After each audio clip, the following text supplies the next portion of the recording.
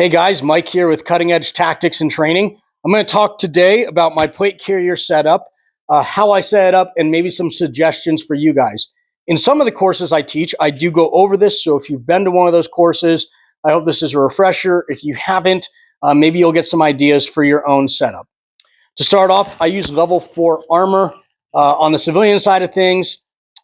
If this is it hits the fan scenario, you don't really know what kind of threat you're going to encounter. So I just have basically some of the highest rated armor that you can get. And I live in Wyoming, and there's a lot of hunters out here. So I want something that's going to at least have a capability of stopping something a little bit bigger than maybe a different environment. But that's going to depend on your guys' environment. I just always recommend just get a level 4 plate. And there are good armor companies out there. So when I look at a plate carrier, and again, if we're talking it hits the fan scenario, I really just want to have a good amount of ammo on me. I want to have some medical equipment on me and some water. Everything else is really, extra weight. And if I don't need it, I'm not really going to bring it. So for me, I have 5 magazines on this plate carrier, 2 more on my belt, and then 1 in the gun. I spent 4 years in the Marine Corps infantry, and our standard loadout was 6 magazines plus 1 in the gun. And if you've ever been in engagement or even gone through some good training of fire team tactics, something like that, you can go through a lot of ammo pretty quick. And all the studies have shown that whatever side has the most ammo typically wins the gunfight. And so you want to have a lot of ammo on you, especially if you don't have any logistic train behind you or resupply or stuff like you have access to in the military or law enforcement. A lot of guys will look at SF dudes, and they have a very slick plate carrier setup, or at least not a ton of mags and a lot more other equipment. Just remember that they're doing very specific missions. So they set up their kit for that. But if we're just like everyday civilian, want to have something to be prepared just in case, I would say go with a good amount of ammo and some medical gear. So I have 3 magazines right here on this magazine pouch, which is actually mollied into my side cummerbund, and it's offset a little bit. The reason I did this is I saw a video of a guy who talked about it. I was like, that seems interesting. I'm going to try it. Now, for the way I do rifle reloads, I actually found it really useful because I have this extra real estate just right here. And it's not a ton of space, but it really helps out. Now, I have a smoke in this pouch right here, but if I didn't have them and I utilize them in my training courses, then I would just have this completely slick and there's just a little bit more real estate. But let me show you.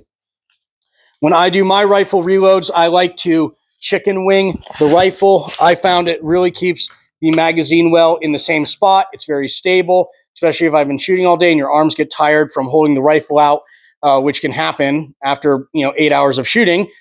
This just really makes things simple. So for me, I'm going to chicken wing the rifle, and now I have really easy access to this next magazine. Instead of trying to fight against myself here, it's a little bit more open. Boom, I have the magazine, it goes in the gun.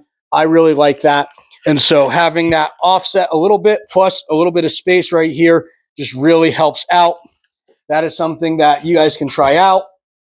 And there's a video on, I believe it's Agolite, how the guy basically mollies in his stuff to make it work that way.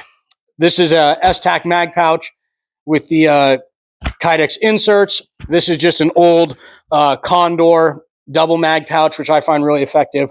One thing I will tell you guys, because I talked about this in my course the other day, a lot of people are very much like, oh, I want to make sure that I can quickly access and speed reload from every magazine pouch on my kit. The reality is, though, in an actual fight, there's going to be some walls in the fight, and if I'm about to move to a new position, whatever it is, I may want to do a tactical reload. So that allows me a little bit more time to get to some of those harder to access magazines. So typically the magazines on my belt are my speed reload pouches. And let's say there's a lull in the fight, or I'm in a spot where I'm not fighting anymore. I can just take these magazines out of this pouch because it's not as accessible, and put them inside those empty reload pouches on my belt. So just consider that when you're setting up your stuff. Don't be like, oh, I need to have every mag in a spot that's like super, super easy to reach immediately for a speed reload, because that's not reality. I like keeping the top clear, again, for reload purposes. I have a Dangler pouch here from Haley Strategic. basically just has some hand warmers in there because it's Wyoming and it gets cold. Extra batteries, headlamp, right in the rain, some 550 cord, and Leatherman.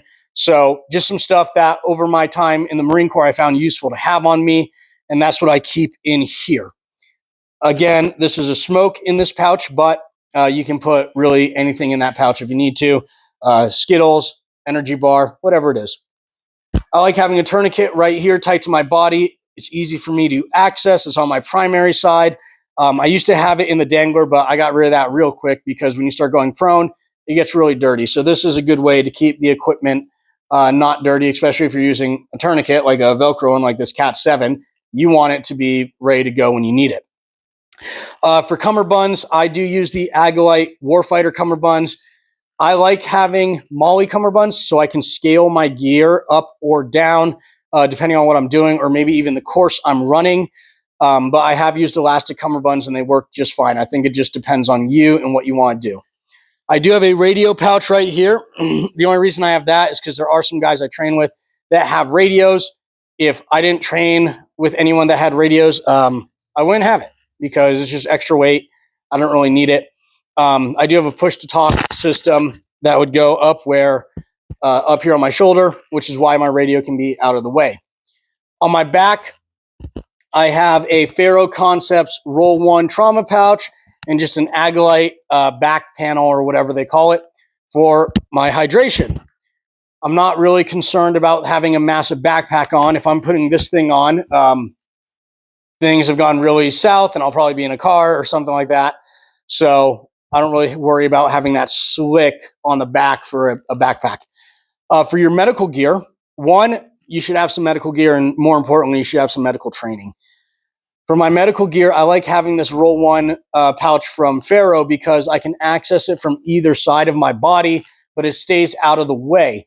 When I was in the Marine Corps, we had those old IFAKs, just basically a bag, and we slapped it on the back here. The reason being is I didn't access my own IFAK. If I were to get hit, some other guy would come up and start working on me with the contents from my own IFAK. But if you're alone or in a small team, you should be prepared to do some stuff either on yourself or on a teammate. Maybe they don't have medical gear, and so you need to be able to access it and utilize it quickly, which is why I like that pouch.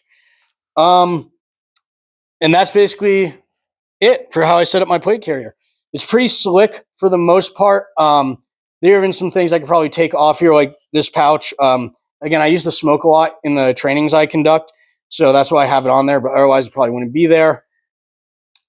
I think there's a lot of people who have videos out there for plate carrier setup, and a lot of them are great, but just keep in mind, a lot of them are going to be very much set up for their environment, their mission set. So take that into consideration when you're setting up your plate carrier. For me, I think this is a pretty adequate setup for just an everyday civilian. If it hits the fan, you need to throw something on and defend yourself. Armor, ammo, and medical equipment. Those are basically your three primary things that I would advocate you have. And that's basically it, guys, for my setup, what I like to do with it, how I like to have it set up. If you have any questions, feel free to contact me. I'd love to hear your thoughts on what you guys have for your setups. If you have any disagreements with me, again, would love to hear your guys' thoughts on what you found works for you in your situation. So take care out there, guys, and I hope to see you at a course in the future.